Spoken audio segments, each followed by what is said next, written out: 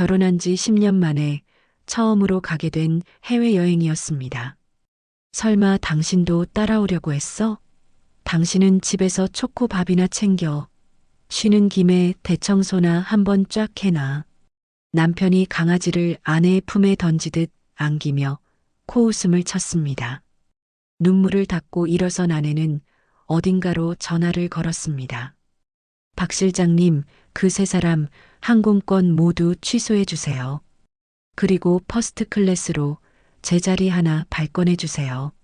남편은 꿈에도 몰랐습니다. 그녀가 숨겨온 정체가 드러나는 순간 공항이 완전히 뒤집힐 거라는 것을. 오늘의 사연 시작합니다. 새벽 5시 혜수는 부엌에 서서 분주하게 김밥 재료를 손질하고 있었습니다. 시댁 식구들과 함께하는 첫 해외여행이라는 생각에 혜수의 마음은 설렘으로 부풀어 올랐습니다. 단무지를 가지런히 썰고 계란 지단을 붙이며 자신도 모르게 콧노래까지 흥얼거렸습니다. 어머님은 단무지 넉넉하게 넣은 걸 좋아하시고 아가씨는 참치 김밥 좋아한다고 했지. 혜수는 정성껏 만 김밥 30줄을 예쁘게 포장했습니다. 여행 가방 옆에는 혹시나 출출할까봐 과자와 음료수까지 빼곡히 챙겨 놓았습니다. 모든 준비를 마친 혜수가 거실로 나오자 소파에 앉아있던 하성이 혜수를 위아래로 훑어보며 코웃음을 쳤습니다. 야, 무슨 피난이라도 가냐? 저걸 들고 공항에 가라고? 창피해서 내가 얼굴을 들고 다니겠어? 하성이 입에 담배를 문 채 퉁명스럽게 쏘아붙였습니다. 당신 아침에 배고픈 거 못 참으니까 만든 건데. 바로 그때 시어머니 한옥자가 부엌에서 나오더니 혜수가 싸놓은 김밥 도시락을 휙 들어 올렸습니다. 이게 다 뭐야? 김밥? 공항 라운지 가면 먹을 게 천지인데 뭐하러 이딴 냄새나는 걸 싸? 한옥자는 경멸스럽다는 듯이 얼굴을 잔뜩 찌푸리더니 김밥 도시락을 그대로 쓰레기통에 처박아 버렸습니다. 혜수의 얼굴이 새하얗게 질렸습니다. 어머님, 그건 제가 다들 드시라고 새벽부터 일어나서. 시끄러워. 너같이 입맛 촌스러운 애가 무슨 해외여행을 가겠다고 설쳐? 넌 그냥 집에서 우리 초코나 봐. 한옥자가 귀찮다는 듯 손을 휘휘 내저었습니다. 마침 방에서 나온 시누이 미나가 혜수의 원피스를 위아래로 훑어보며 비웃었습니다. 어머, 언니. 그 원피스 웬일이야. 아직도 입어? 그런 구닥다리 옷 입고 우리랑 같이 다니려고? 아, 창피해. 아가씨, 이게 그나마 제일 깨끗한 옷이라서. 혜수가 어떻게든 변명하려 했지만 하성이 자리에서 벌떡 일어나며 혜수의 말을 끊었습니다. 아, 맞다. 하마터면 깜빡할 뻔했네. 당신 비행기표 애초에 예약 안 했어. 넌 그냥 집에서 쉬고 있어. 하성이 주머니에서 집 열쇠를 꺼내 혜수 앞 테이블에 툭 던졌습니다. 뭐, 내 비행기표를 예약 안 했다니 그게 무슨 말이야? 혜수가 도저히 믿기지 않는다는 듯 떨리는 목소리로 되물었습니다. 말 그대로야. 설마 진짜 따라가려고 했어? 당신은 초코밥이나 챙기고 배변 패드나 제때 갈아줘. 우린 일주일 후에 올 거니까. 하성이 손목시계를 힐끗 보며 마치 남 얘기하듯 무심하게 말했습니다. 하성아, 어떡해. 나도 정말 같이 가고 싶단 말이야. 혜수가 애원하듯 매달렸지만 한옥자가 핸드백을 챙겨들며 혜수를 쏘아붙였습니다. 아이고, 얘 좀 봐. 네가 따라가면 우리 초코는 어쩌라고. 맞아요, 언니. 솔직히 언니 끼면 불편해. 그 구닥다리 옷도 쪽팔리고. 미나가 거울을 보며 립스틱을 덧바르면서 거들었습니다.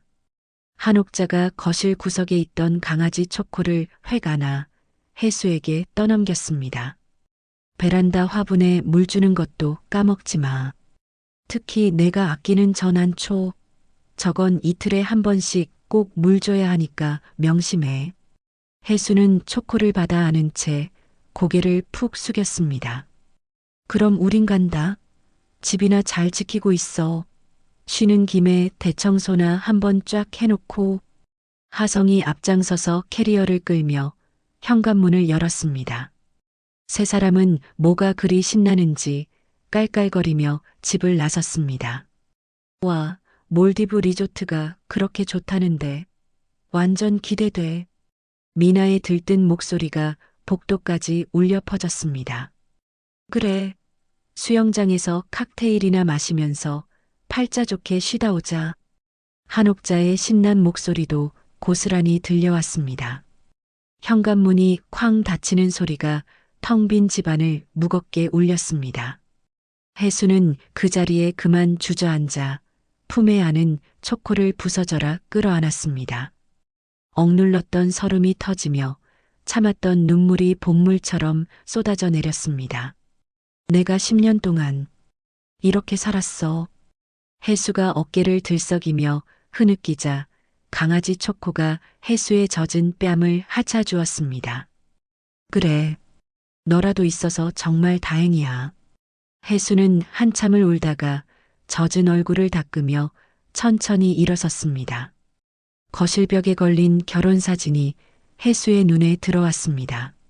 사진 속에서 바보처럼 환하게 웃고 있는 자신의 모습이 오늘따라 너무나 낯설게 느껴졌습니다. 혜수는 비틀거리며 침실로 들어가 화장대 앞에 앉았습니다. 서랍 가장 깊숙한 곳에 손을 넣어 낡은 가죽 수첩 하나를 꺼내 들었습니다. 수첩을 펼치자 빛바랜 종이 위에 적힌 전화번호 하나가 보였습니다. 박 실장 010-3427.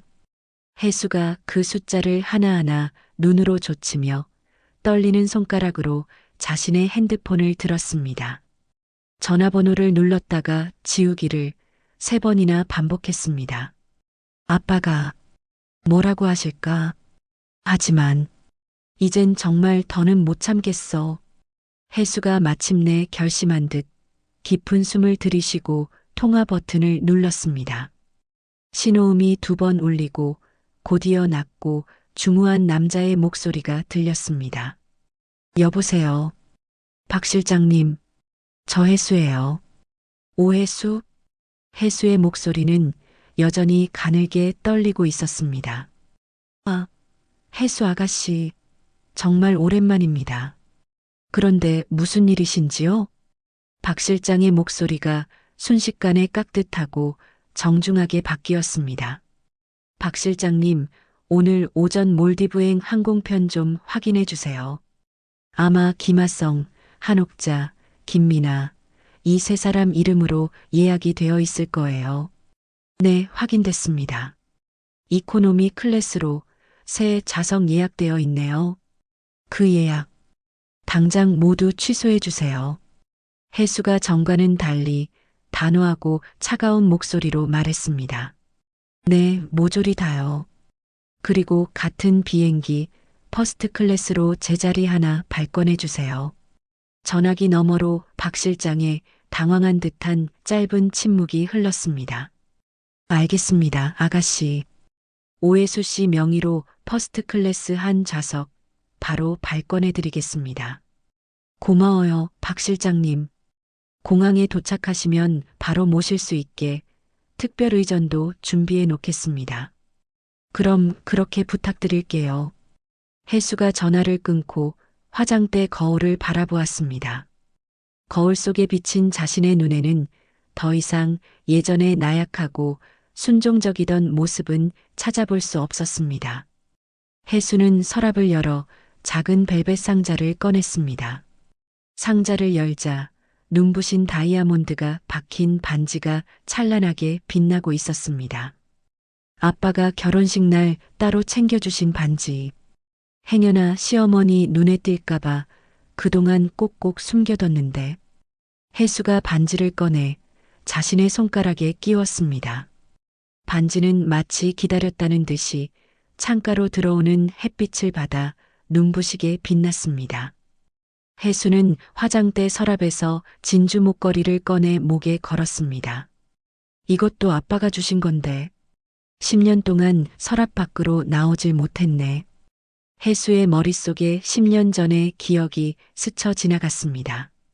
신혼 초 시아버지가 돌아가신 직후였습니다. 시어머니 한옥자가 거실에서 일부러 들으라는 듯 큰 소리로 떠들던 그날의 목소리가 생생했습니다. 해수 친정아버지는 듣자 하니 시골에서 꽃이나 가꾸고 산다며? 어휴, 그런 무능력한 사람 딸이니까 며느리도 저렇게 눈치가 없지. 그때 소파에 누워있던 하성도 거들었습니다. 그러게 말이야. 장인어른이 달랑 집 한 채 물려준 게 전부잖아. 아니, 항공사 회장까지 한 사람이 모아둔 돈도 없고 한심하다 한심해. 해수는 그 모진 말들을 들으면서도 그때마다 입을 꾹 다물어야 했습니다. 아버지가 늘 검소하게 살라는 가르침 때문이었습니다. 하지만 해수가 침묵할수록 시댁 식구들의 무시와 멸시는 날이 갈수록 심해졌습니다. 어디서 감히 겸상을 하려고 들어. 넌 그냥 우리 집 식모야.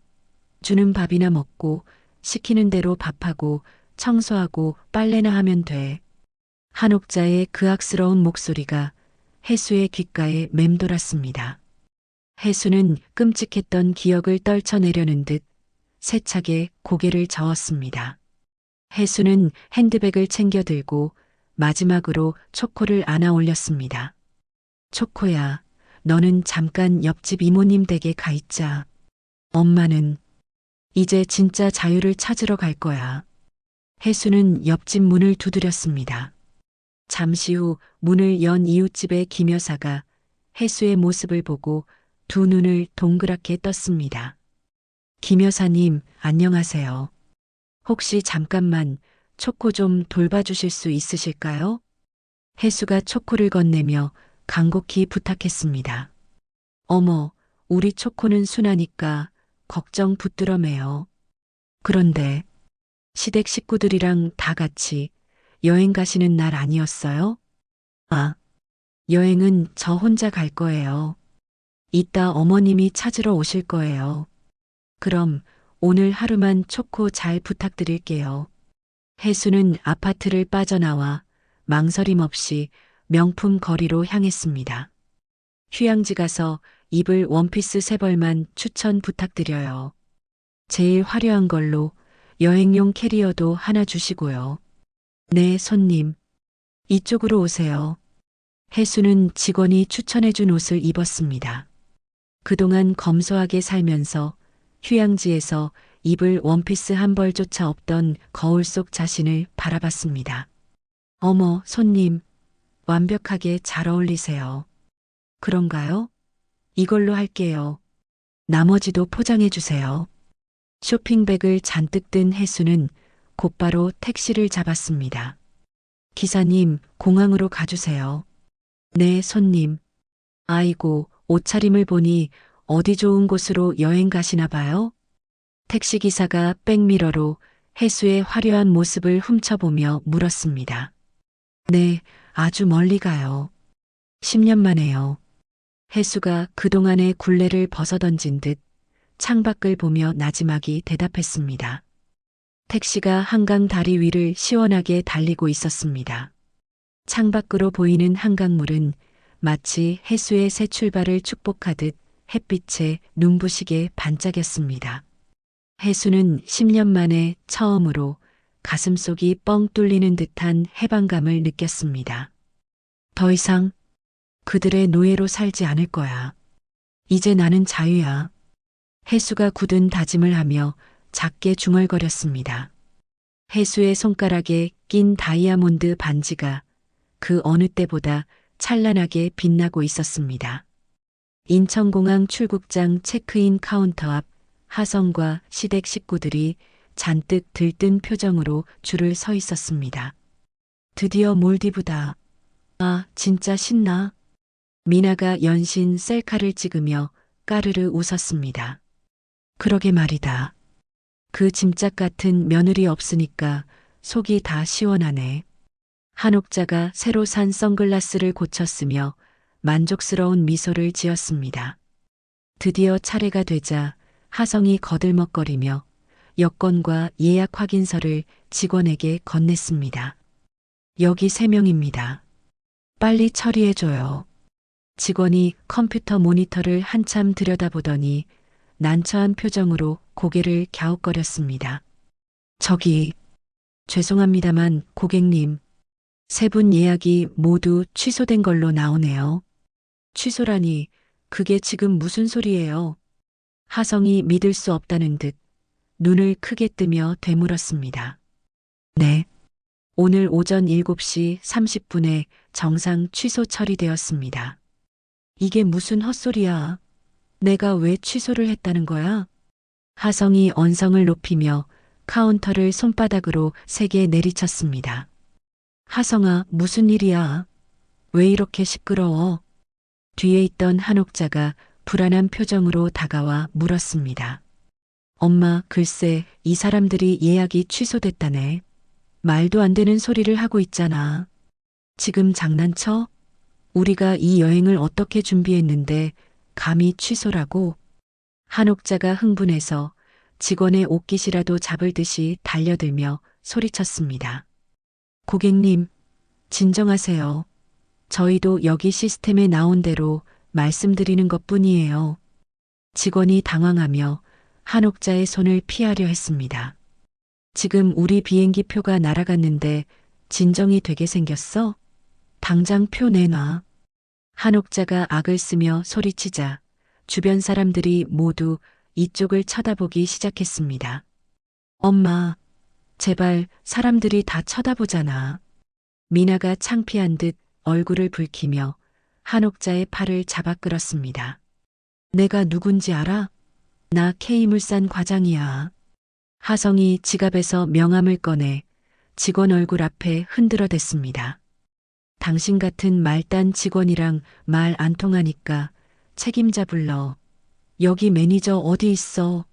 몇몇 승객들이 스마트폰을 꺼내 동영상으로 찍는 소리가 들려왔습니다. 야, 뭘 찍어? 찍지 마.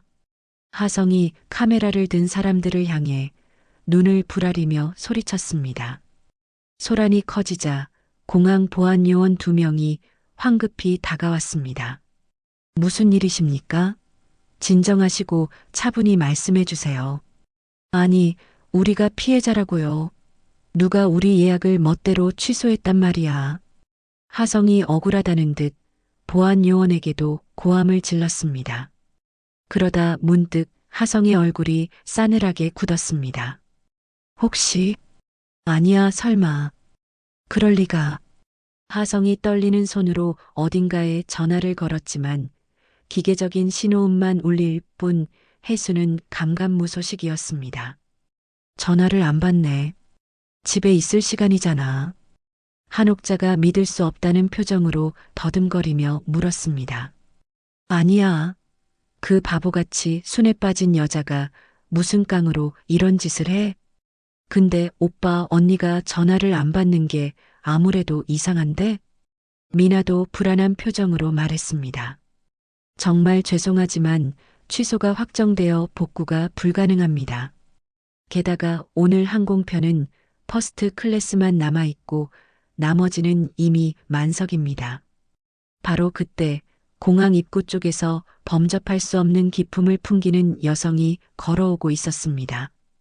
고급스러운 검은색 실크 드레스에 선글라스를 쓴 채 당당하게 걷는 모습이 모든 사람의 시선을 사로잡았습니다. 와, 저 사람 봐. 기럭지 장난 아니다. 완전 여배우 같아. 지나가는 사람들이 저마다 감탄사를 터뜨렸습니다. 그 여성이 퍼스트 클래스 전용 카운터 쪽으로 방향을 틀었습니다. 잠깐, 저 사람 어디서 많이 본 것 같은데. 미나가 눈을 가늘게 뜨며 중얼거렸습니다. 바로 그 순간 항공사 지점장이 VIP 전용 직원 3명과 함께 땀을 뻘뻘 흘리며 뛰어나왔습니다. 오해수 고객님, 아이고, 오래 기다리셨습니다. 어서 오십시오. 지점장이 해수를 향해 90도로 깍듯하게 인사를 했습니다. 안녕하세요.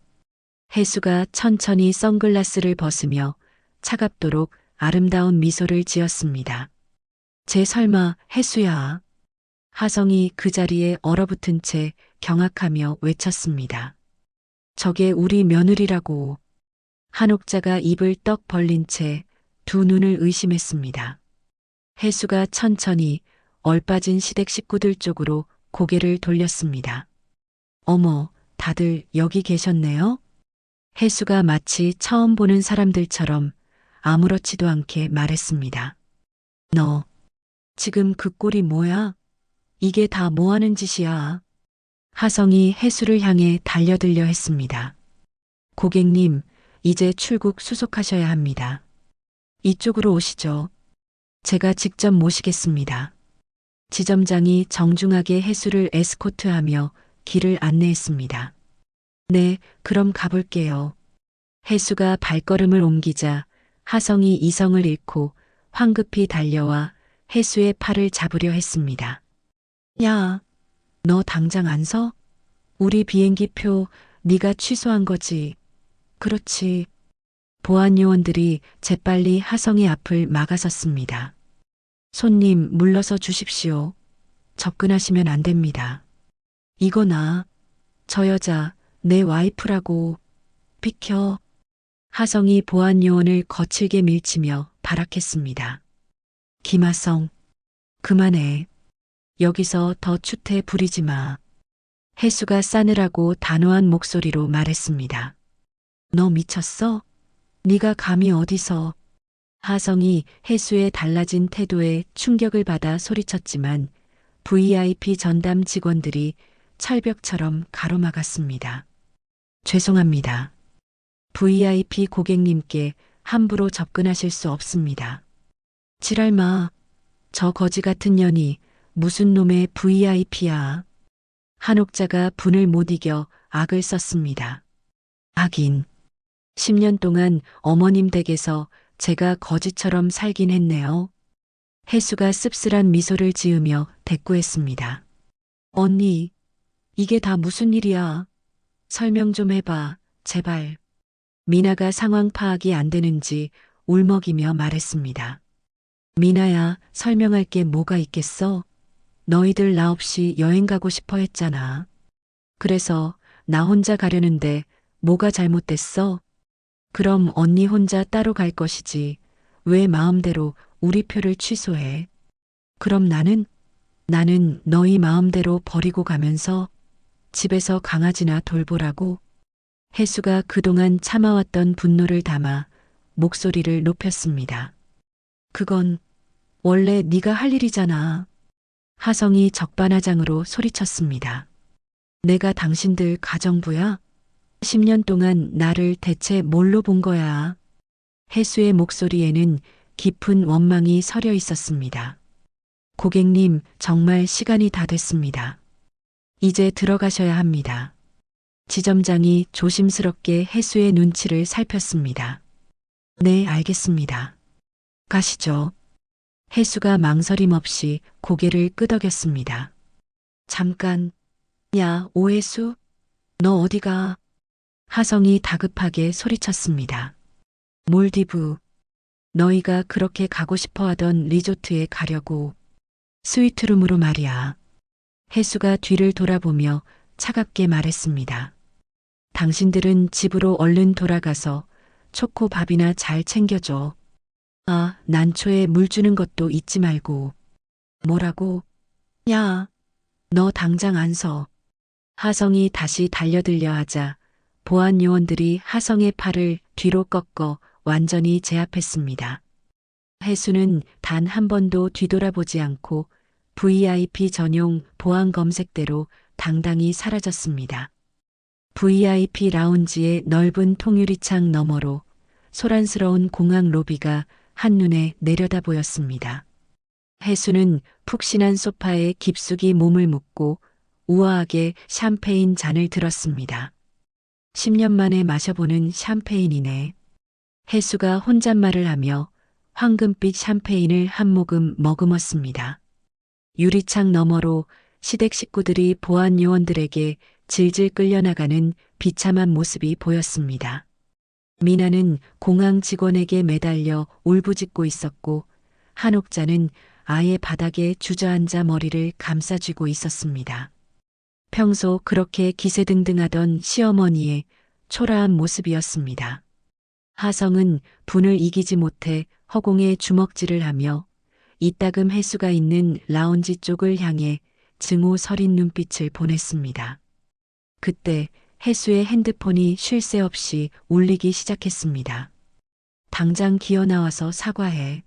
안 그러면 내년 머리털을 다 뽑아버릴 줄 알아. 너 이따위로 나오면 이혼이야. 당장 안 튀어나와. 쉴 새 없이 쏟아지는 저주와 애원의 메시지들을 하나씩 확인하던 해수가 핸드폰을 조용히 테이블에 뒤집어 놓았습니다. 이제 아무 상관없어. 이혼해주면 더 좋고. 해수가 창밖의 푸른 하늘을 바라보며 나지막이 말했습니다. 고객님, 곧 탑승 시작입니다. 이쪽으로 안내해 드리겠습니다. VIP 담당 직원이 다가와 정중하게 안내했습니다. 네, 감사합니다. 해수가 여유롭게 자리에서 일어섰습니다. 퍼스트 클래스 전용 탑승교로 걸어가는 해수의 발걸음은 10년 만에 처음으로 깃털처럼 가벼웠습니다. 비행기 입구에서 승무원들이 밝은 미소로 해수를 맞이했습니다. 오해수 고객님 환영합니다. 편안한 여행이 되시도록 제가 좌석까지 안내해 드리겠습니다. 넓고 안락한 퍼스트 클래스 좌석에 앉자 또 다른 승무원이 다가와 웰컴 드링크를 건넸습니다. 편안한 여행 되시길 바랍니다. 네, 감사합니다. 해수가 그제야 진심이 담긴 미소를 지으며 대답했습니다. 곧 이륙한다는 기장의 안내 방송이 흘러나왔습니다. 해수는 눈을 감고 10년 묵은 체증이 내려가는 듯 깊은 숨을 들이쉬었습니다. 그러자 10년 동안 참아왔던 모든 굴욕적인 순간들이 머릿속을 스쳐 지나갔습니다. 새벽마다 일어나 온갖 수발을 들어야 했던 고된 아침들. 사사건건 트집을 잡던 시어머니의 구박과 모멸적인 무시. 투명인간 취급을 하던 하성의 냉대와 폭언. 철없이 얄밉게 굴던 미나의 조롱과 비웃음. 비행기가 서서히 활주로를 달리기 시작했습니다. 점점 속도가 붙는가 싶더니 이내 육중한 기체가 가볍게 공중으로 떠올랐습니다. 이제 정말 끝이야. 다신 그렇게 살지 않을 거야. 해수의 눈가에 뜨거운 눈물이 맺혔습니다. 하지만 그것은 슬픔의 눈물이 아닌 10년 만에 처음으로 맛보는 진정한 해방의 눈물이었습니다.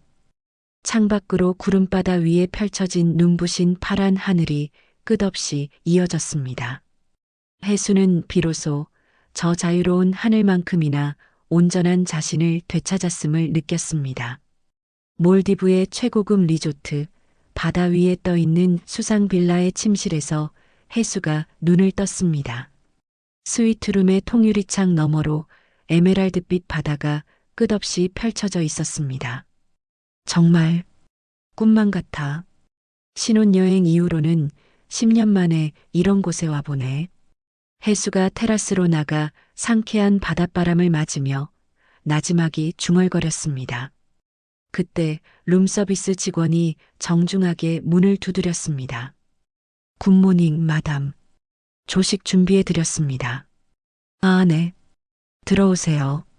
직원이 은색 트레이를 들고 들어와 그림처럼 테이블 위에 음식을 차리기 시작했습니다.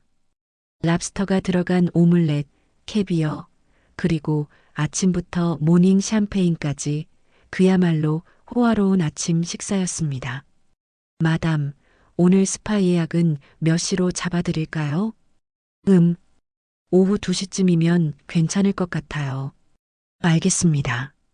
리조트 최고의 테라피스트로 배정해드리겠습니다. 직원이 조용히 나간 후 해수는 천천히, 아주 천천히 식사를 즐겼습니다. 지난 10년간 단 한 번도 없었던 누군가를 위해서가 아닌 오직 자신만을 위한 시간이었습니다. 오후에는 스파에서 부드러운 전신 마사지를 받았습니다. 저녁에는 붉게 물드는 해변 레스토랑에서 석양을 바라보며 저녁을 먹었습니다. 모든 것이 꿈결처럼 완벽했습니다. 하지만 깊은 밤이 되자 호화로운 스위트룸은 너무나 고요했습니다. 고요함이 오히려 해수의 마음을 어지럽혔습니다. 해수는 와인 잔을 들고 테라스 의자에 앉아 칠흑 같은 밤바다를 바라보았습니다. 지난 10년 동안 난 대체 뭘 한 거지? 해수가 텅 빈 웃음을 지었습니다. 내 청춘도 내 꿈도 전부 그 집에서 썩어 문드러졌는데 정작 내 손에 남은 게 뭐야? 와인을 한 모금 삼키는 해수의 눈가에 뜨거운 눈물이 맺혔습니다. 바로 그때 정적을 깨고 핸드폰이 날카롭게 울렸습니다. 한국에서 온 전화였지만 저장되지 않은 모르는 번호였습니다. 여보세요? 네, 오해수 고객님이신가요? 저는 신한은행 여의도 지점 김명준 과장입니다. 네, 제가 오해수 맞는데요. 무슨 일이시죠? 다름이 아니라 고객님 명의로 된 강남 아파트 담보대출 건으로 연락드렸습니다. 네, 담보대출이요? 저는 그런 거 받은 적이 없는데요. 해수가 심장이 쿵 내려앉는 기분으로 자리에서 벌떡 일어섰습니다. 고객님 명의로 5억 원 대출이 실행되었고 현재 3개월째 이자가 연체된 상태입니다. 이번 달 말일까지 납부하지 않으시면 유감스럽지만 경매 절차에 들어갈 수밖에 없습니다. 네, 그게 대체 무슨 말씀이세요? 전 서명한 적 없어요. 해수의 목소리가 가파르게 떨렸습니다.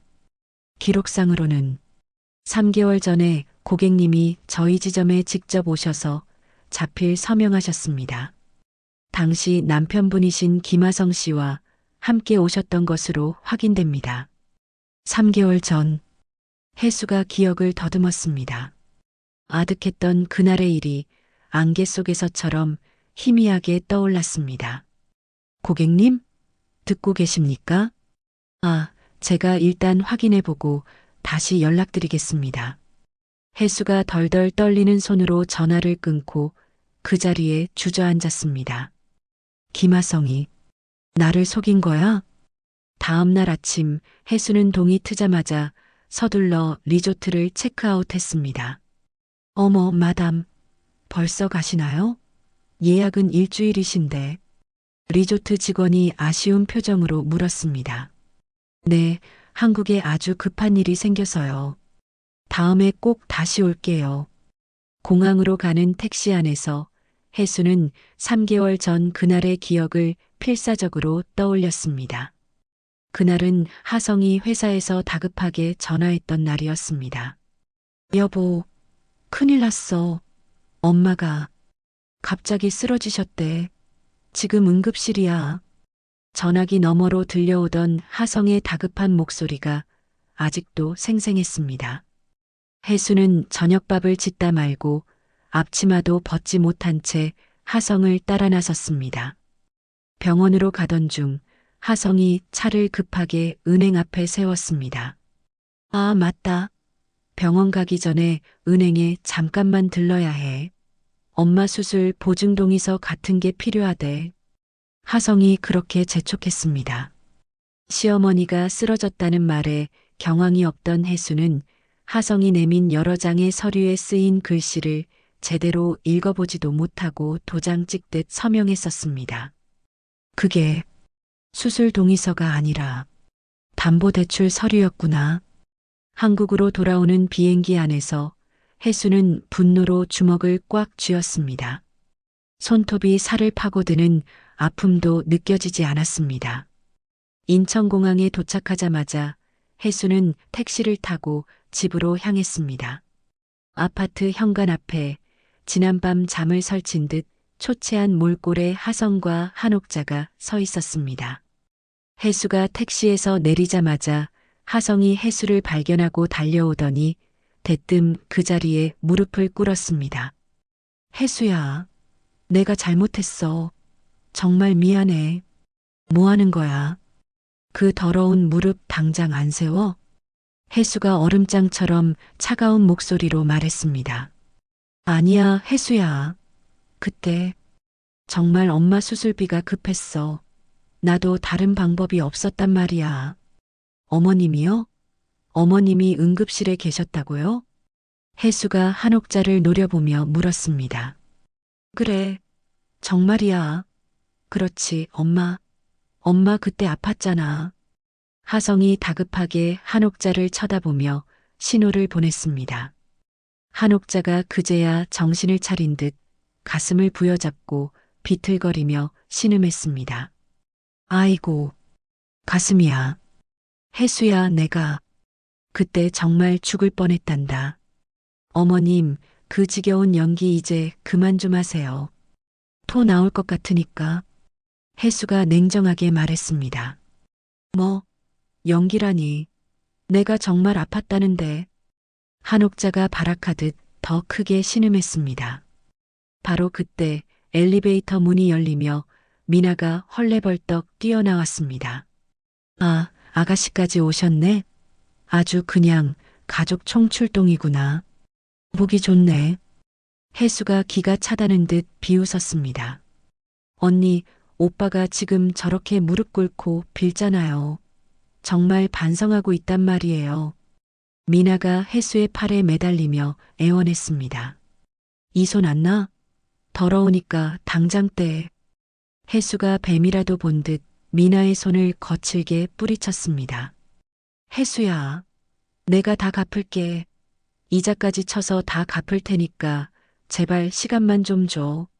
하성이 혜수의 바짓가랑이라도 잡을 듯 애원했습니다. 갚아? 5억을? 당신이 무슨 수로 갚는데? 혜수가 혐오스러운 눈빛으로 하성을 내려다보았습니다. 다 알아. 너희 셋이 짜고 나 속인 거. 혜수가 하성을 밀치고 현관 비밀번호를 눌렀습니다. 혜수야, 제발 내 얘기 좀 들어봐.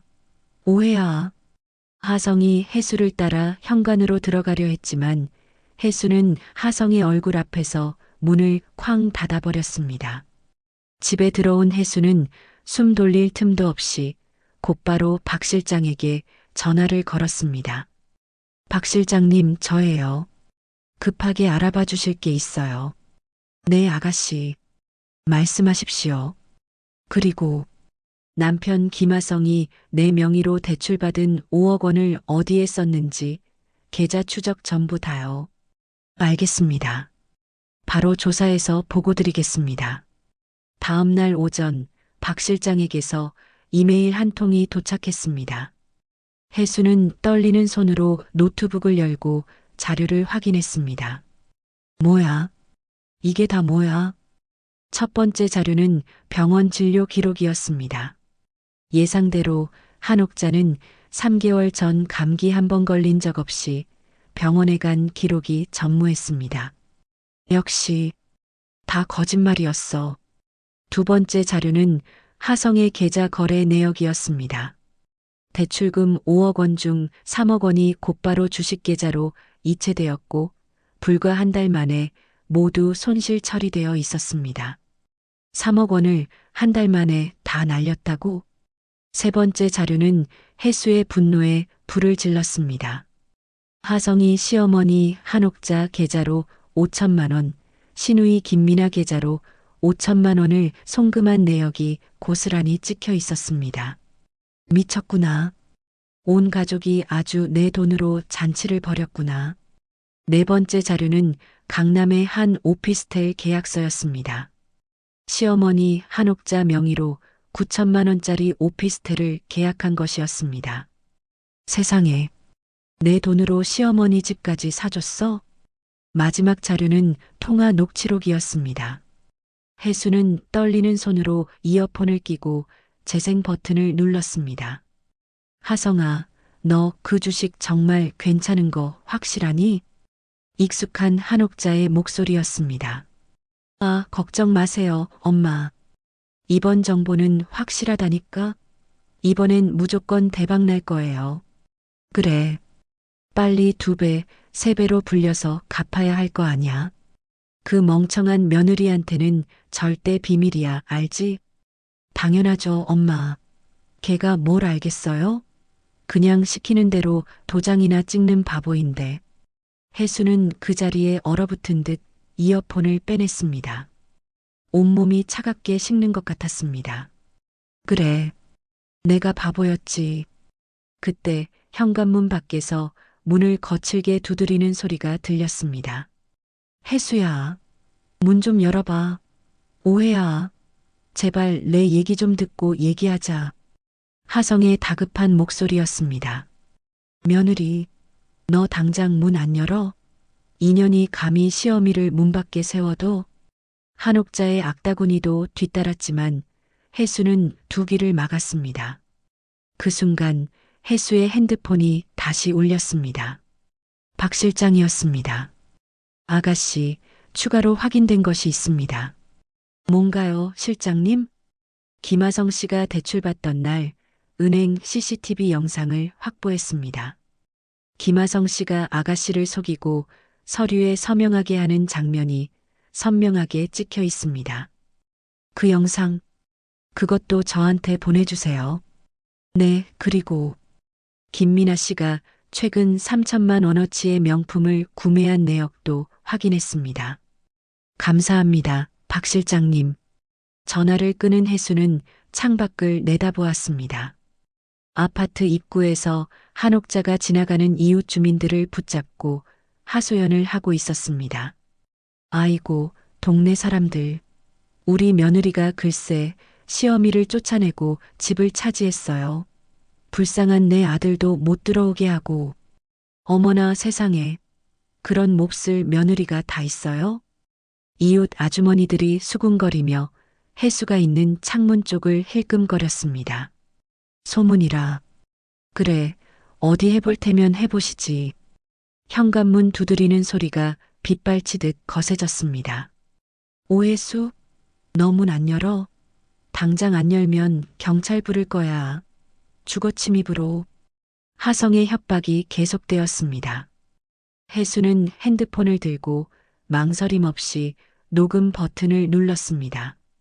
경기도 양평의 시골길을 달리는 택시 안에서 혜수는 창밖을 멍하니 바라보고 있었습니다. 아버지의 집으로 가는 이 길이 오늘따라 이렇게 멀고 낯설게 느껴진 적은 처음이었습니다. 아빠한테 뭐라고 말씀드려야 하지. 10년 만에 완전히 실패한 딸이 돌아왔다고 말씀드려야 하나. 혜수가 마른 입술을 깨물며 한숨과 함께 중얼거렸습니다. 넓은 정원이 있는 고즈넉한 한옥 앞에 택시가 멈췄고 혜수는 천천히 대문을 열고 들어섰습니다. 정원 저편에서 꽃나무에 물을 주고 있는 아버지 오태진 회장의 익숙한 뒷모습이 보였습니다. 몰라보게 초췌해진 딸의 얼굴을 본 순간 오 회장의 표정이 굳어졌습니다. 아빠, 혜수가 차마 다음 말을 잇지 못하고 그 자리에 못 박힌 듯 서 있었습니다. 오 회장이 조용히 물뿌리개를 내려놓고 딸에게 다가와서는 아무 말 없이 혜수를 꽉 품에 안았습니다. 아버지의 따뜻한 품에 안기자 억지로 참아왔던 모든 것이 무너져 내렸습니다. 아빠, 미안해요. 정말 모든 게 엉망이 돼버렸어요.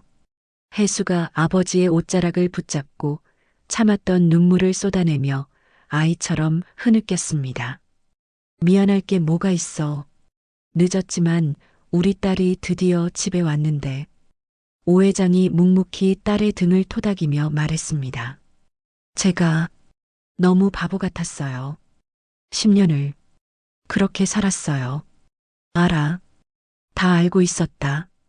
그걸 다 알고 계셨다고요?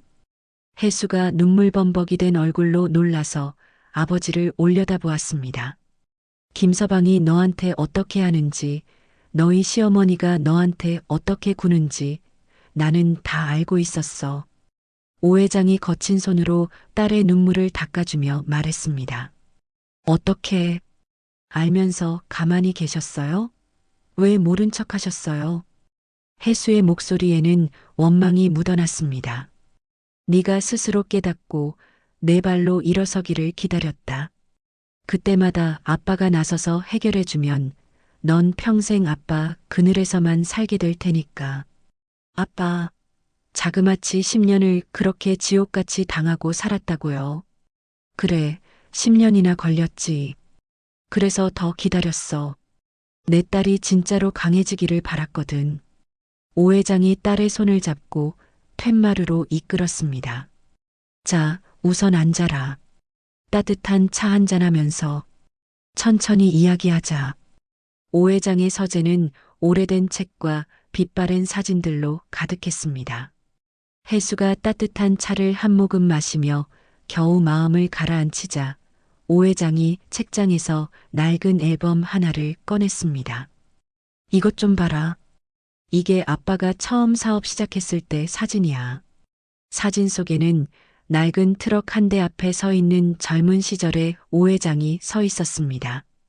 화물 운송업으로 시작했지. 가진 거라곤 이 트럭 한 대가 전부였어. 이게 아빠라고요? 완전 다른 사람 같아요. 혜수가 놀라며 사진을 자세히 들여다보았습니다.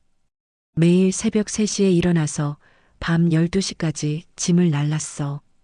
젊은 놈이 무식하게 일만 한다고 손님들한테 무시도 참 많이 당했지.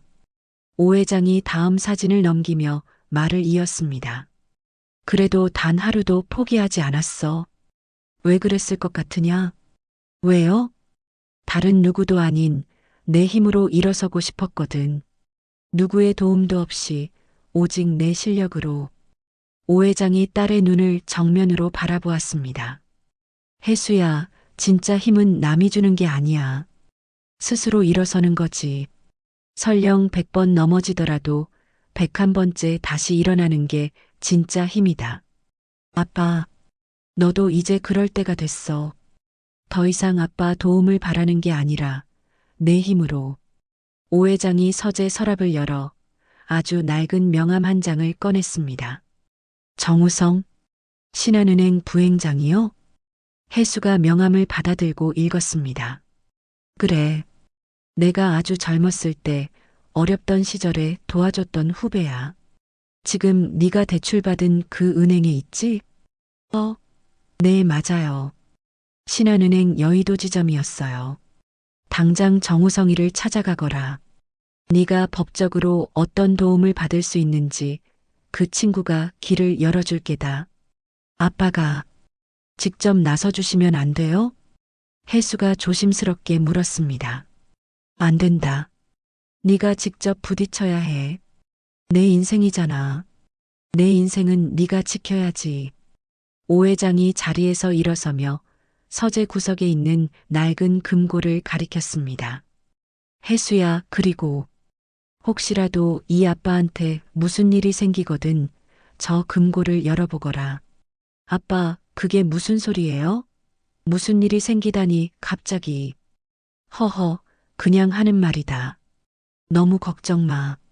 비밀번호는 내 생일 내 자리야. 오 회장이 딸의 어깨를 굳게 잡았습니다. 이제 가서 싸워. 네가 그동안 얼마나 참고 살았는지, 그리고 네가 얼마나 강한 사람인지. 그 가짜는 인간들한테 똑똑히 보여줘. 아빠는 절 믿으세요? 당연하지. 넌 내 딸이잖아.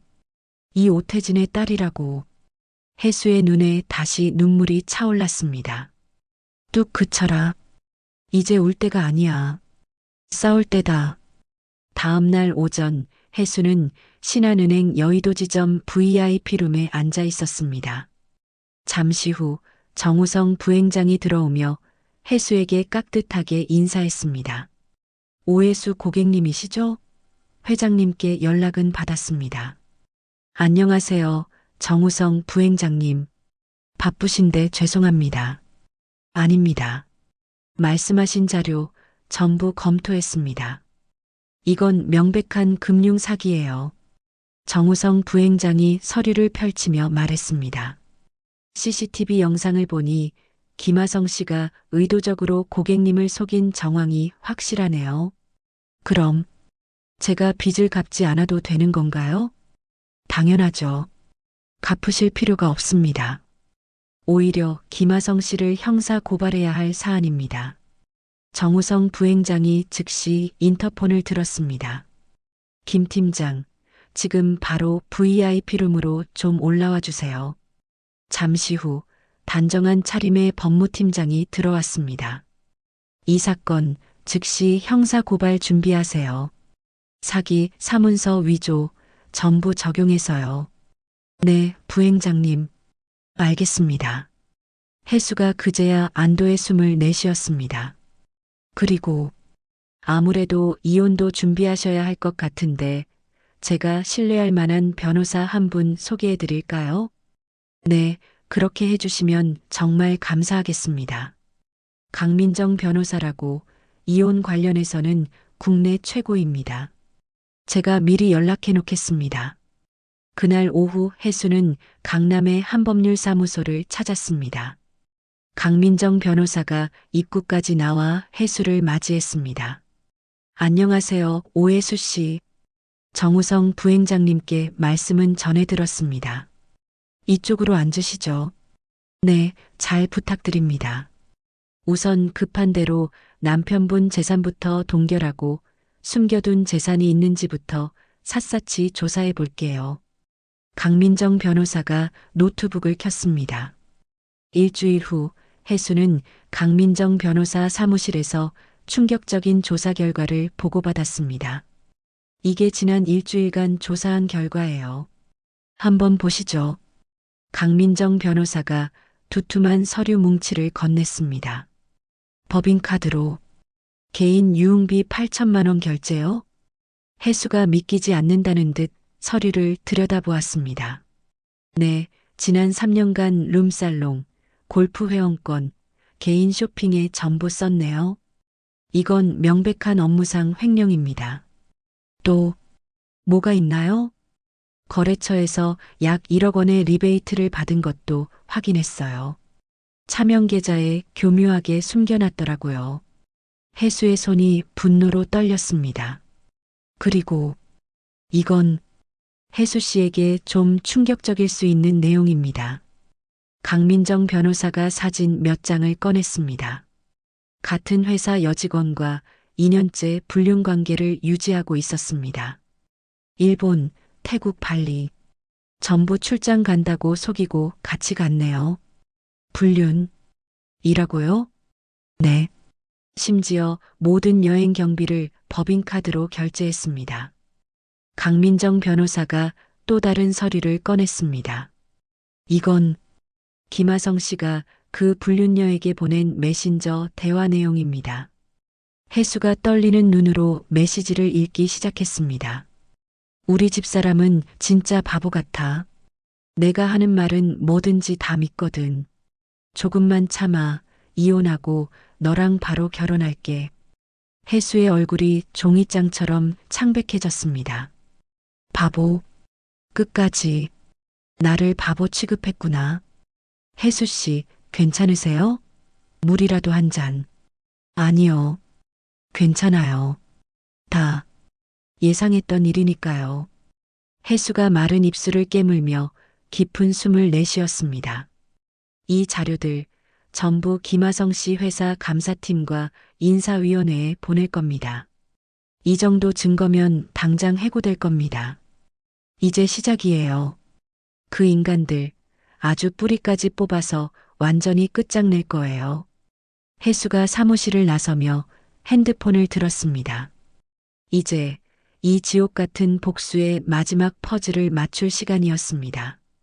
신한은행 여의도지점 VIP실 긴 테이블을 사이에 두고 혜수와 하성 부부가 마주 앉아 있었습니다. 하성의 곁에는 한옥자가 불안한 듯 자리를 지켰고 혜수의 옆에는 강민정 변호사가 서류를 든 채 굳은 표정으로 앉아 있었습니다.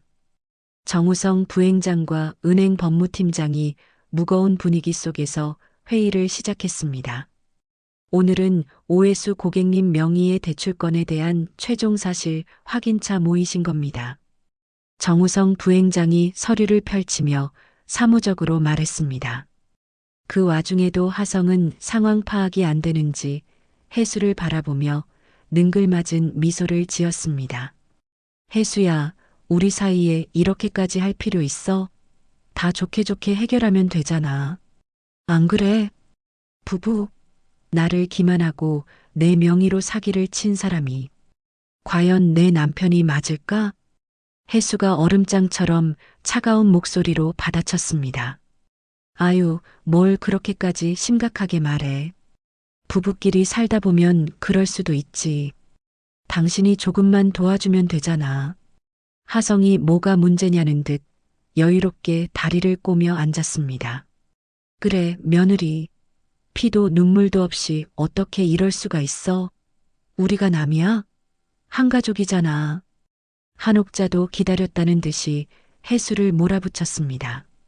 그럼 지금부터 저희가 확보한 증거를 보여드리겠습니다. 법무팀장이 노트북을 열어 맞은편의 대형 화면에 첫 번째 자료를 띄웠습니다. 먼저 3개월 전 대출 당일 은행 CCTV 영상입니다. 화면에는 은행 로비 영상이 고스란히 재생되었습니다. 하성이 혜수의 팔을 거칠게 잡아 끌며 재촉하는 모습이 보였습니다. 아, 빨리. 엄마 지금 응급실에 실려갔다고. 수술 동의서 빨리 써야 한단 말이야. 영상 속 하성의 다급한 목소리가 회의실에 울려 퍼졌습니다. 경황이 없는 혜수가 서류를 제대로 읽어보지도 못하고 하성이 가리키는 곳마다 황급히 서명하는 장면이 이어졌습니다. 하성의 여유롭던 얼굴이 순식간에 굳어졌습니다. 이건 다음은 병원 진료 기록입니다. 법무팀장이 즉시 다른 자료를 띄웠습니다.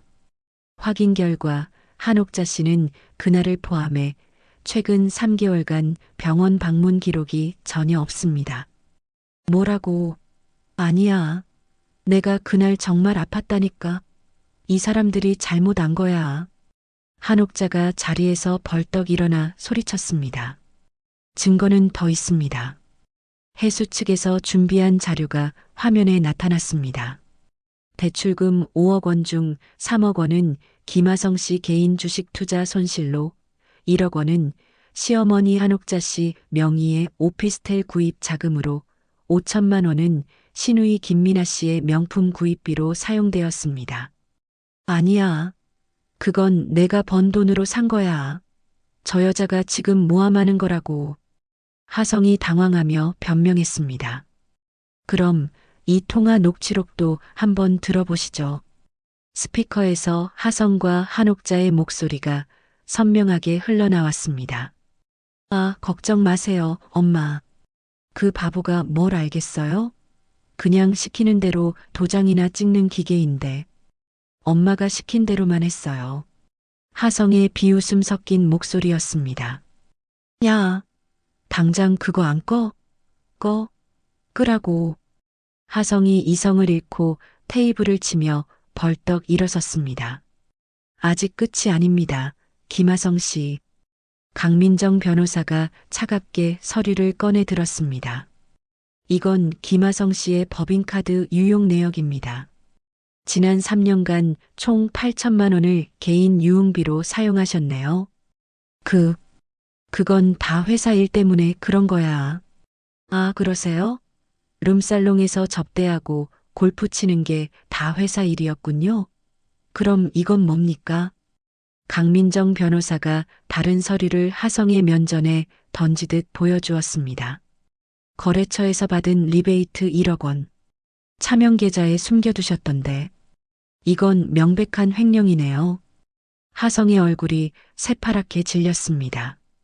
여기 더 놀라운 것도 있습니다. 같은 회사 여직원과의 불륜 증거입니다. 강민정 변호사가 여러 장의 사진을 테이블 위에 펼쳤습니다. 하성이 젊은 여자와 끌어안고 해외 리조트 수영장에서 찍은 적나라한 사진들이었습니다. 이건, 이건 조작이야. 합성이라고. 조작이라고요? 그럼 두 분이 주고받은 이 메시지도 조작인가요? 강민정 변호사가 또렷한 목소리로 메시지 내역을 읽어내려갔습니다. 우리 집사람은 진짜 바보 같아. 내가 하는 말은 뭐든지 다 믿거든. 조금만 참아. 이혼하고 너랑 바로 결혼할게. 그 순간 한옥자가 믿을 수 없다는 듯 하성을 노려보았습니다. 지금 바람까지 피웠다는 거야? 아니야, 엄마. 이건 오해야. 저 여자가 날 함정에 빠뜨린 거라고. 김하성 씨의 행위는 은행을 기만한 명백한 사기죄입니다. 은행 법무팀장이 하성의 말을 자르며 단호하게 말했습니다. 또한 저희 은행은 김하성 씨를 업무상 횡령 및 배임 혐의로도 추가 고발할 예정입니다. 정우성 부행장이 차가운 눈으로 하성을 보며 선언했습니다. 형사고소는 오늘 즉시 진행하겠습니다. 그리고 김하성 씨 소유의 전 재산에 대해서도 가압류를 동시에 시행합니다. 뭐, 가압류라고? 내 재산에? 하성이 다리에 힘이 풀린 듯 그 자리에 주저앉았습니다. 혜수가 가방에서 서류 봉투를 꺼내 하성 앞으로 밀었습니다. 이혼 서류야. 네가 그토록 원하던 거. 당장 서명해. 해. 혜수야. 내가 잘못했어. 제발, 제발 한 번만 용서해줘. 하성이 혜수의 발치에 무릎을 꿇고 매달렸습니다. 너한테 속아준 10년이면 충분해. 이제 정말 끝이야. 혜수가 경멸의 눈빛으로 하성을 내려다보며 일어섰습니다. 참 위자료는 네가 숨겨둔 재산까지 싹싹 긁어서 내가 그동안 당신 집에서 노예처럼 상값으로 최대한 받아낼 거야. 안 돼. 혜수야. 제발. 하성이 절규하듯 소리쳤지만 혜수는 단 한 번도 뒤돌아보지 않고 회의실을 나갔습니다. 혜수는 은행을 나와 곧장 자신이 살던 아파트로 향했습니다. 집에 도착한 혜수는 가장 먼저 현관문 디지털 도어록의 비밀번호부터 바꿨습니다. 그래. 이제야 비로소 진짜 내 집이네. 혜수가 나지막이 중얼거리며 집 안으로 들어갔습니다. 혜수는 지체하지 않고 하성과 한옥자의 물건들을 닥치는 대로 상자에 담기 시작했습니다. 고급 옷까지, 신발, 명품 시계, 골프채까지 하나도 빠짐없이 모조리 현관 밖 복도에 내놓았습니다. 2시간쯤 지났을까 엘리베이터 문이 열리며 잔뜩 지친 표정의 하성과 한옥자가 내렸습니다. 복도의 산더미처럼 널브러진 자신들의 짐을 보고 두 사람은 경악을 금치 못했습니다. 이게 다 뭐야? 하성이 황급히 현관문 비밀번호를 눌렀지만 삐 소리와 함께 비밀번호가 틀렸습니다라는 기계음만 흘러나왔습니다. 뭐야? 이 여자가 감히 비밀번호를 바꿨어? 하성이 이성을 잃고 문을 두드리기 시작했습니다. 야, 오해수, 문 열어. 이거 내 집이야. 당장 안 열어? 한옥자도 합세하여 문을 쾅쾅 두드려댔습니다.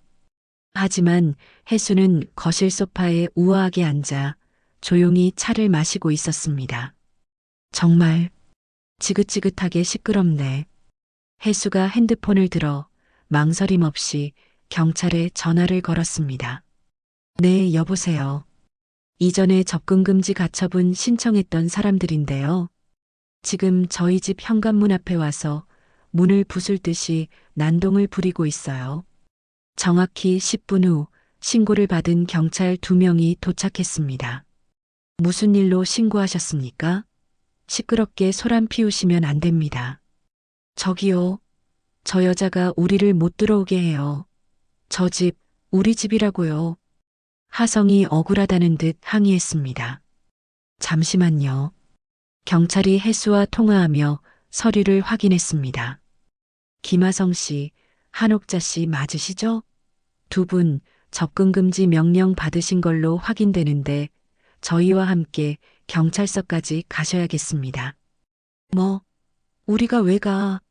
여긴 내 집인데. 하성이 완강히 버텼습니다. 바로 그때 엘리베이터에서 미나가 헐레벌떡 뛰어나왔습니다. 오빠, 엄마, 이게 다 무슨 일이야? 한옥자가 미나를 보자마자 울음을 터뜨렸습니다. 미나가 다급하게 현관문을 두드렸습니다. 언니, 제발 문 좀 열어봐요. 혜수는 소파에서 일어나 현관 인터폰을 들었습니다. 미나야, 더 추해지기 전에 내 오빠랑 엄마 데리고 당장 꺼져.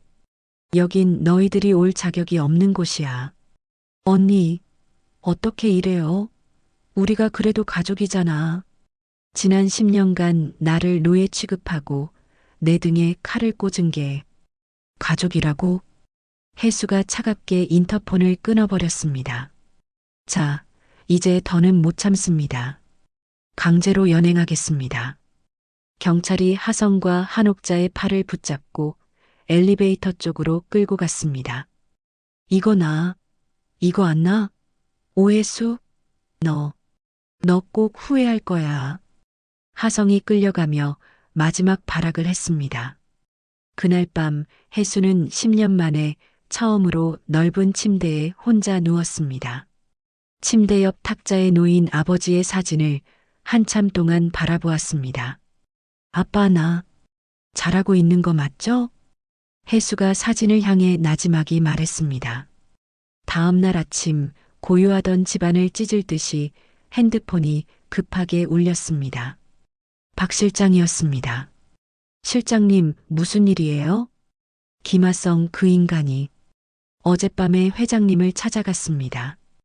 혜수가 심장이 멎는 듯한 충격으로 벌떡 일어났습니다. 회장님께 온갖 욕설을 퍼붓고 소리를 지르다가 회장님께서 그만 쓰러지셨습니다. 아빠가요? 혜수의 손에서 핸드폰이 바닥으로 떨어졌습니다. 지금 급히 응급실로 모시고 가는 중입니다. 아가씨, 빨리 병원으로 오셔야 합니다. 혜수는 잠옷바람 그대로 옷을 대충 걸쳐 입고 집을 뛰쳐나갔습니다. 택시를 잡아 타는 혜수의 눈에서 걷잡을 수 없는 눈물이 쏟아졌습니다. 아빠, 안 돼요. 제발 무사해야 해요. 서울대 병원 응급실 혜수가 헐떡이며 뛰어들어왔습니다. 아가씨, 이쪽입니다. 아빠는? 아빠 어디 있어요? 응급실 침대에 누워있는 오 회장의 모습이 보였습니다. 산소 마스크를 쓴 채 의식을 잃은 아버지의 얼굴이 창백했습니다. 아빠, 혜수가 침대 옆으로 달려가 아버지의 손을 잡았습니다. 보호자분이세요? 네, 딸입니다. 아버지가 왜 이렇게 된 거죠? 원래 심장이 안 좋으셨는데 급격한 스트레스로 심근경색이 왔습니다. 심근경색이요? 혜수의 얼굴이 하얗게 질렸습니다. 당장 수술해야 합니다. 하지만 연세가 많으시고 상태가 위중해서 솔직히 말씀드리면 수술 중에 무슨 일이 생길지 모릅니다. 의사의 말에 혜수의 다리에 힘이 풀리자 박 실장이 재빨리 혜수를 부축했습니다. 박 실장님, 하성이가 왜 아빠를 찾아간 거예요? 박 실장이 태블릿을 꺼내 영상을 보여주었습니다. 화면 속에서 하성이 오 회장 앞에서 소리를 지르고 있었습니다. 혜수가 처음부터 10년 동안 아버님을 속였어요. 뭐라고? 내 딸이 뭘 속였다는 거야? 오 회장이 지팡이를 짚고 일어서려 했습니다. 이제 아버님 재산을 다 뺏어갈 거예요. 그년이 다 차지할 거라고. 닥쳐. 내 딸을 욕하지 마. 오 회장이 분노하며 가슴을 붙잡았습니다. 어차피 아버님도 얼마 못 사실 거잖아요. 그럼 재산이나 제대로 정리하시라고요. 하성의 독설에 오 회장이 비틀거리더니 그대로 쓰러지는 모습으로 영상이 끝났습니다. 이 나쁜 놈. 혜수가 주먹을 꽉 쥐며 몸을 떨었습니다. 제가 하성이랑 결혼한 것 때문에 아빠가. 아가씨, 자책하지 마세요. 일단 수술부터 하셔야 해요. 의사가 수술 동의서를 내밀었습니다. 최선을 다하겠지만 마음의 준비는 하셔야 합니다. 혜수가 떨리는 손으로 동의서에 서명했습니다. 아빠, 제발. 꼭 살아주세요. 의료진이 오 회장을 수술실로 옮기기 시작했습니다. 혜수가 이동 침대를 따라가며 아버지의 손을 꼭 잡았습니다. 수술실 문이 닫히고 빨간 불이 켜지자 혜수는 그 자리에 무릎을 꿇고 주저앉았습니다. 하느님, 부처님, 누구든 좋으니 우리 아빠 좀 살려주세요. 제발. 혜수가 두 손을 모으고 간절히 기도했습니다. 박 실장이 혜수를 일으켜 대기실로 데려갔습니다. 아가씨, 회장님은 강하신 분이에요. 분명 이겨내실 겁니다. 박 실장님, 제가 아빠를 죽이는 거나 마찬가지예요. 하성이를 만나지만 않았어도. 그런 말씀 마세요. 회장님이 가장 아끼시는 게 아가씨잖아요. 수술 시작 2시간 후 병원 로비가 갑자기 소란스러워졌습니다. 중년 남자와 여자 그리고 젊은 남자가 급하게 들어왔습니다. 형님이 어디 계시오? 박준호가 간호사에게 물었습니다. 오태진 회장님 말씀이신가요? 지금 수술 중이십니다. 뭐? 수술? 누가 허락했어? 박준호의 아내가 목소리를 높이자 혜수가 소리를 듣고 대기실에서 나왔습니다. 삼촌? 삼촌이 왜 여기? 혜수야, 네가 여기 있구나. 박준호가 혜수에게 다가왔습니다. 형님이 위독하다는 소식 듣고 왔다. 어떻게 된 거냐? 심장이 안 좋으셔서 지금 수술 중이에요. 누가 수술 허락했어? 우리가 형님의 유일한 혈육인데. 박준호의 아들 진수가 비아냥거렸습니다. 남편이 바람 피웠다며? 남편도 제대로 못 다스린 년이 뭘 할 수 있겠어. 진수야, 어른한테 그게 무슨 말버릇이야? 혜수가 화를 냈습니다. 그래, 혜수야. 이제 우리가 왔으니까 형님 일은 우리가 처리할게. 박준호가 거만하게 말했습니다. 특히 재산 관리는 내가 맡아야지. 형님이 혹시 잘못되시면. 삼촌, 아빠가 아직 수술 중인데 무슨 소리예요? 혜수가 소리쳤습니다. 현실적으로 생각해야지. 너 같은 애가 뭘 알겠니? 박준호의 아내가 거들었습니다. 맞아요. 재산이 얼마나 되는지 알아요? 제대로 관리 안 하면 다 날려요. 당신들이 뭔데요? 아빠가 10년 전에 의절했잖아요. 전 아빠의 하나밖에 없는 딸이고요. 의절? 그건 형님 마음대로 한 거고 피는 못 속여. 그때 엘리베이터에서 하성과 한옥자가 내렸습니다. 두 사람은 박준호 일행을 발견하고 다가갔습니다. 박준호 사장님? 김하성 씨? 여기는 어떻게? 저도 장인어른 때문에. 아, 맞다. 혜수랑 이혼한다고 들었소. 박준호가 고개를 끄덕였습니다. 그런데 혜수가 재산 욕심 때문에 이혼을 미루고 있어요. 하성이 거짓말을 시작했습니다. 뭐? 재산 욕심? 네, 처음부터 제 재산 노리고 저랑 결혼한 거였어요. 그럼 혜수가 형님 재산도 노리고 있다는 거요? 박준호의 눈이 반짝였습니다. 확실해요. 제가 오 회장님께 그 사실을 알리러 갔다가 하성이 말을 흐렸습니다.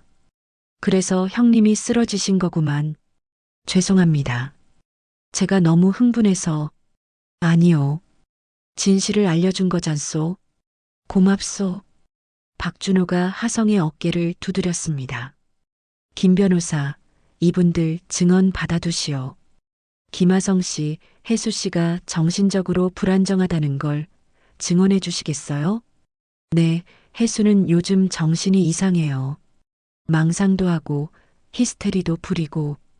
하성이 거짓 증언을 했습니다. 돈 때문에 일부러 쓰러뜨린 거나 다름없어요. 혜수가 복도 끝에서 이 광경을 목격했습니다. 저 사람들이 한패가 됐구나. 혜수가 믿을 수 없다는 표정으로 중얼거렸습니다.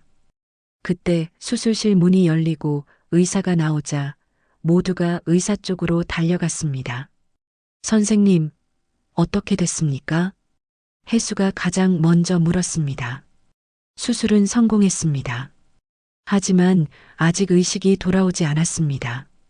언제 깨어날지는 무슨 말씀이세요? 혼수 상태입니다.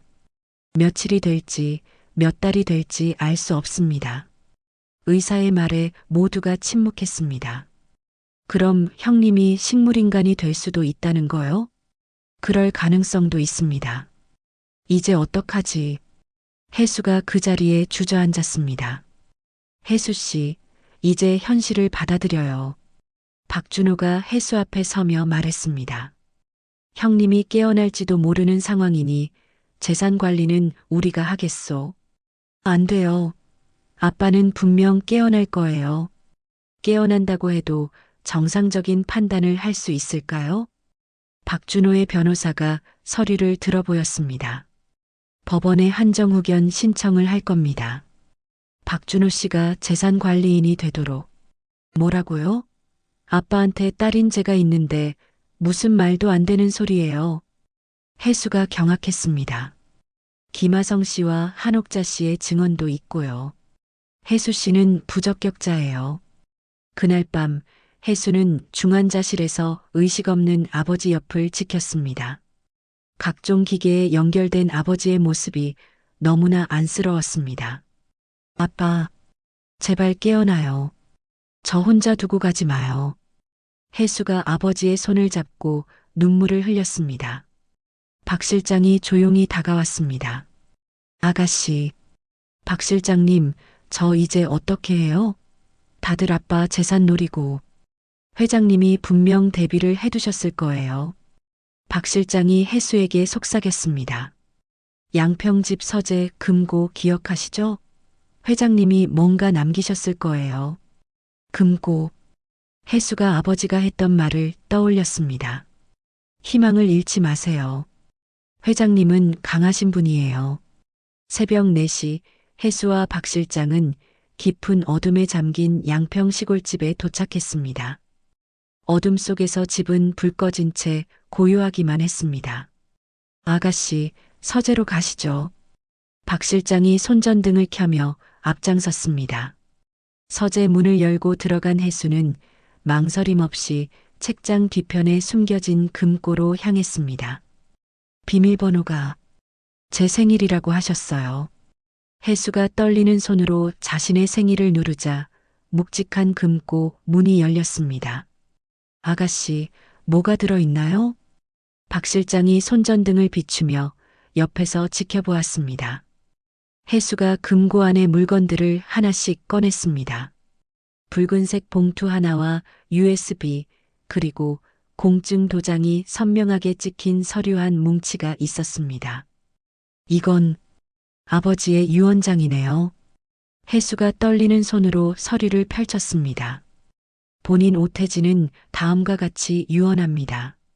나의 모든 부동산과 개인 자산은 나의 유일한 딸 오혜수에게 상속한다. 혜수가 소리내어 또박또박 읽었습니다. 보유한 항공사 지분은 장학재단 설립에 사용하며 재단 이사장은 오혜수가 맡도록 한다. 아가씨께서 모든 걸 상속받으시는군요. 박 실장이 안도의 한숨을 내쉬었습니다. 공증 날짜가 작년이네요. 이걸 다 미리 준비해 두신 거예요. 혜수가 USB를 들어 올렸습니다. 이건 대체 뭘까요? 박 실장이 노트북을 꺼내 즉시 USB를 연결했습니다. 화면에 동영상 파일 하나가 나타났습니다. 재생 버튼을 누르자 병상에서의 모습이 아닌 건강했던 모습의 오 회장이 화면에 나타났습니다. 혜수야, 네가 이 영상을 보고 있다면 이 아빠한테 무슨 일이 생긴 거겠지. 너무나 그리운 아버지의 목소리에 혜수의 눈에서 참았던 눈물이 다시 흘렀습니다. 내 전 재산을 너에게 남기는 이유는 단순하다. 넌 내 딸이고 내가 이 세상에서 가장 사랑하는 사람이니까. 오 회장이 카메라를 똑바로 바라보며 말을 이었습니다. 혹시라도 내 동생 준호가 나타나서 내 재산을 위협하거든 저 빨간 봉투를 열어봐라. 혜수가 옆에 놓인 빨간 봉투를 집어들었습니다. 그 안에 준호가 과거에 저지른 온갖 나쁜 짓들의 증거를 모아뒀다. 필요하다면 망설이지 말고 사용해라.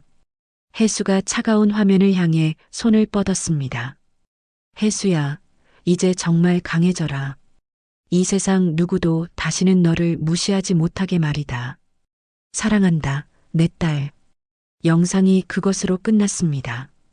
혜수는 눈물을 닦고 곧바로 빨간 봉투를 열었습니다.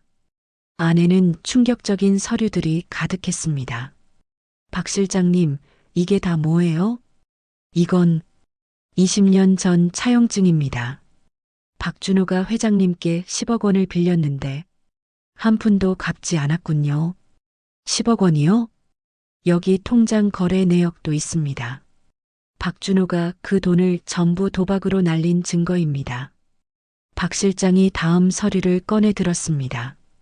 15년 전 이메일 사본입니다. 박준호가 회장님 거래처에 허위 정보를 보내 계약을 파기시키려 한 삼촌이 아빠 사업을 방해했다고요?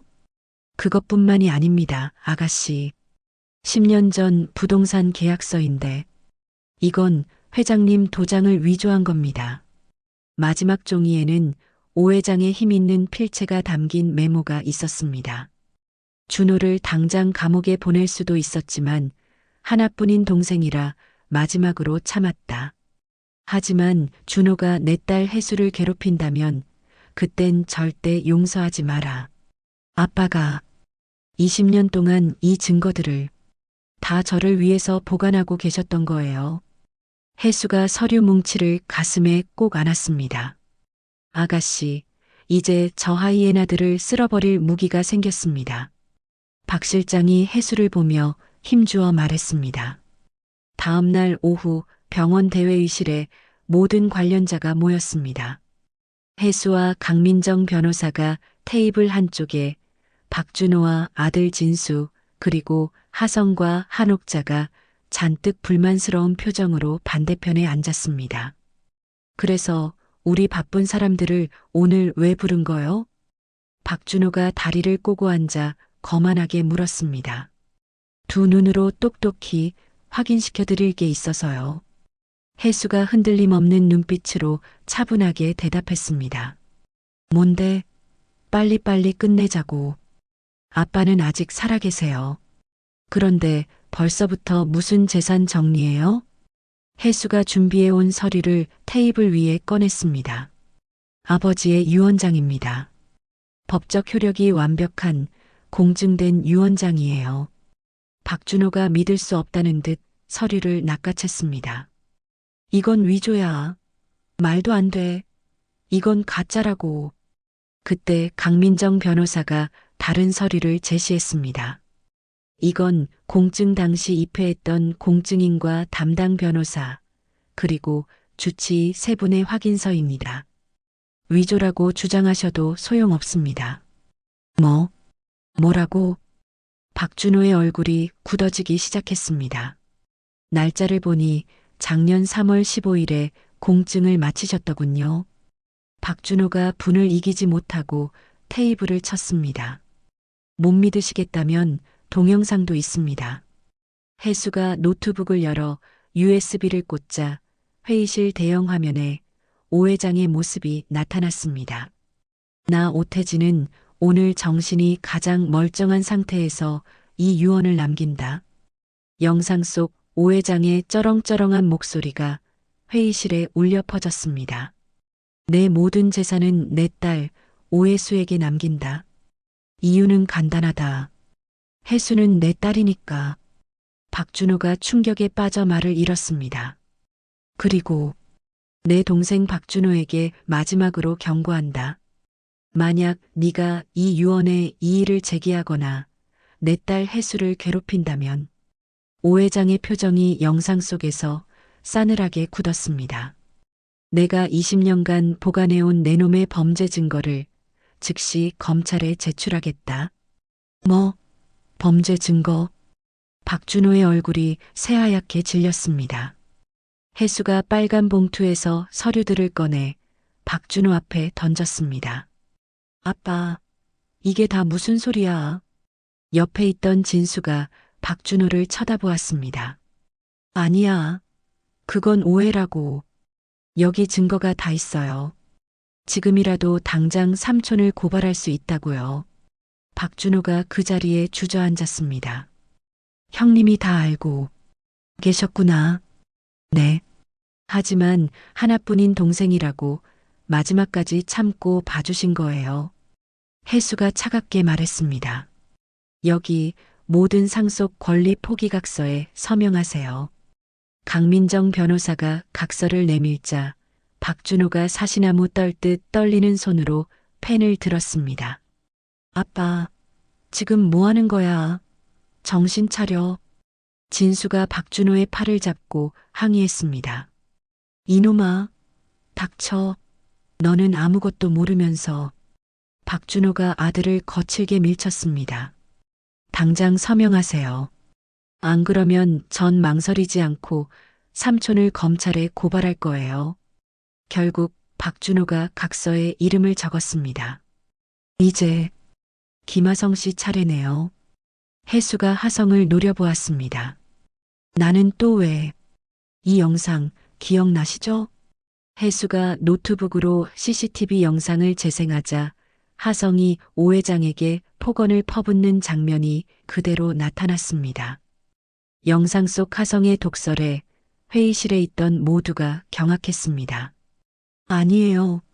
저 때문이 아니라고요. 원래 심장이 안 좋으셨단 말입니다. 명백한 협박죄로 고발할 수 있습니다. 형사처벌 받고 싶으세요?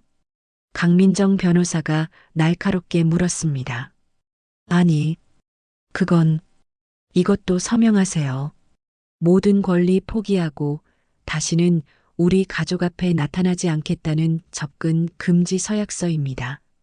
하성이 모든 것을 체념한 듯 펜을 들었습니다. 그래, 서명은 하는데 오해수 너 이렇게까지 하고 꼭 후회할 날이 올 거야. 후회는 김하성 씨가 하겠죠. 참 말 안 한 게 있네요. 횡령의 불륜 증거까지 전부 당신 회사 감사팀에 제보했거든요. 아마 오늘부로 해고되셨을 거예요. 뭐라고? 하성의 손에서 펜이 바닥으로 툭 떨어졌습니다. 이제 볼일 다 끝났어요.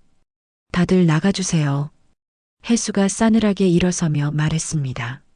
모든 것을 잃은 사람들이 넋이 나간 채 회의실을 빠져나갔습니다. 혜수는 회의실에 홀로 남아 창밖의 도시 풍경을 바라보았습니다. 아빠, 제가 드디어 이겼어요. 다 아빠 덕분이에요. 혜수의 눈에서 뜨거운 눈물이 흘렀습니다. 하지만 이번만큼은 그동안 흘렸던 슬픔의 눈물이 아닌 진정한 승리의 눈물이었습니다. 2달의 시간이 흘렀습니다. 혜수는 강남의 한 사무실에서 마지막 서류에 도장을 찍고 있었습니다. 축하드립니다, 이사장님. 드디어 박 회장 장학재단이 정식으로 설립됐습니다. 강민정 변호사가 환한 미소를 지으며 말했습니다. 드디어네요. 아빠가 그토록 원하시던 일을 이제야 해냈어요. 혜수가 만감이 교차하는 듯 안도의 한숨을 쉬었습니다. 김하성 씨 채무 관계도 모두 깨끗하게 정리됐고요. 혜수 씨는 이제 법적으로도 완전히 자유해요. 네. 정말 고마워요, 강 변호사님. 바로 그때 혜수의 핸드폰이 요란하게 울렸습니다. 발신지는 병원이었습니다. 여보세요?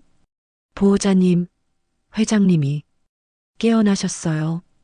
간호사의 다급하고 흥분된 목소리가 전화기 너머로 들려왔습니다. 네, 아빠가 깨어났다고요?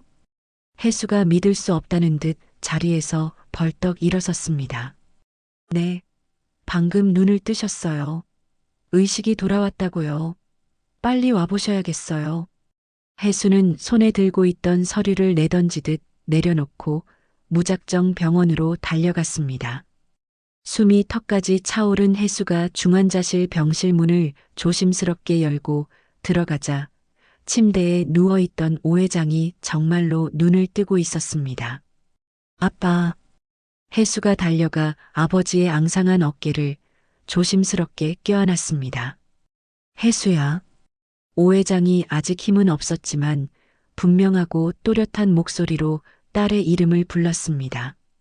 아빠, 이렇게 깨어나줘서 정말 고마워요. 혜수가 울음을 터뜨리며 말했습니다. 우리 딸, 잘 해냈구나. 아빠가 다 봤어. 봤다고요? 아빠 뭐요? 아주 긴 꿈속에서 네가 그놈들이랑 싸우는 거 다 지켜봤어.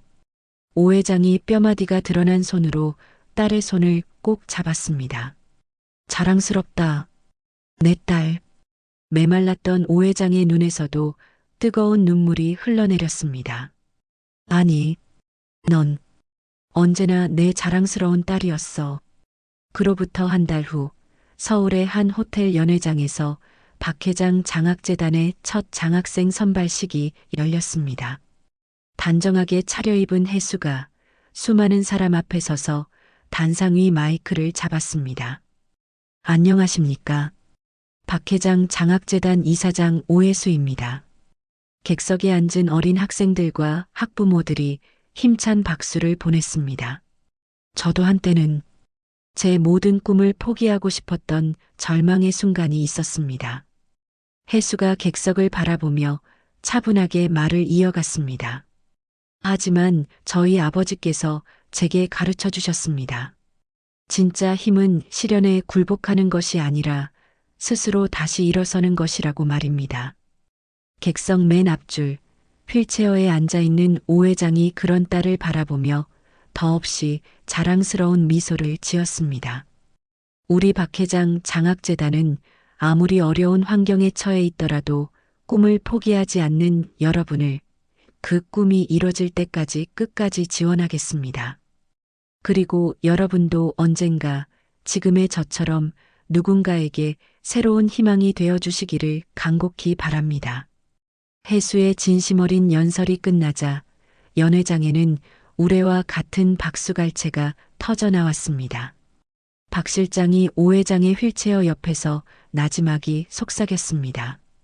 회장님 아가씨가 이제 정말 멋진 경영자가 되셨네요. 오 회장이 더없이 흐뭇한 표정으로 고개를 끄덕였습니다. 다시 3년의 세월이 흘렀습니다. 봄꽃이 만개한 양평 시골집 정원에서 혜수와 한결 건강해진 오 회장이 마주 앉아 차를 마시고 있었습니다. 정원에는 평화로운 봄 기운이 가득했습니다. 아빠, 이번에 우리 재단 장학생이 드디어 100명을 넘었어요. 오, 벌써 그렇게 됐어? 정말 대단하구나, 우리 딸. 오 회장이 자랑스럽다는 듯 환하게 웃었습니다. 그 아이들 중에서 벌써 의사도 나왔고 변호사도 나왔어요. 다들 얼마나 기특한지 몰라요. 허허, 다 네가 애쓴 덕분이지. 아니에요. 아빠가 닦아주신 토대 덕분이죠. 혜수가 따뜻한 차를 한 모금 마시며 말했습니다. 솔직히 그 10년이 지옥처럼 힘들었지만 지금 돌이켜 생각해보면 그 시간들이 다 지금의 저를 만든 밑거름이었어요. 그래, 고생한 만큼 내 딸이 더 단단하고 강해졌지. 한편 같은 시각 서울 변두리의 낡은 공사 현장이었습니다. 하성이 안전모를 쓴 채 땀을 뻘뻘 흘리며 무거운 벽돌을 나르고 있었습니다. 한때 반듯했던 얼굴은 햇빛에 거칠게 그을려 있었습니다. 어이, 거기 김하성, 뭘 꾸물거려. 빨리빨리 안 움직여. 현장 감독이 멀리서 소리쳤습니다. 아, 네. 지금 갑니다. 하성이 허리를 굽신거리며 다급하게 대답했습니다. 잠시 후 점심시간이 되자 하성이 공사장 구석에 쭈그려 앉아 차가운 김밥 한 줄로 허겁지겁 끼니를 때우고 있었습니다. 젠장, 이게 내 인생이라니. 믿을 수가 없네. 하성이 흙먼지 묻은 손으로 씁쓸하게 중얼거렸습니다. 같은 시각 한옥자는 햇빛도 잘 들지 않는 좁은 월세방에서 냄비에 라면을 끓이고 있었습니다. 그때 우편함에서 꺼내온 전단지 한 장이 눈에 띄었습니다. 박 회장 장학재단 어르신 무료 급식소 안내. 한옥자의 손이 부들부들 떨렸습니다. 혜수개가 이런 일을 하고 다닌다고? 한옥자가 전단지를 악다구니 쓰듯 구겨 쥐었다가 이내 다시 천천히 펼쳤습니다. 내가 그때 그 애한테 조금만 잘해줬더라면. 뒤늦은 후회의 눈물이 주름진 뺨을 타고 흘러내렸습니다. 다시 평화로운 양평의 정원, 혜수의 핸드폰이 울렸습니다. 네, 오혜수입니다. 아, 이사장님. 내일 봉사활동 준비는 모두 마쳤습니다. 네, 수고 많으셨어요. 내일 아침에 뵙겠습니다.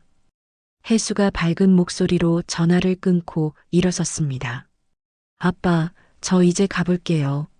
내일 아침 일찍 봉사활동이 있어서요. 그래, 고생이 많다.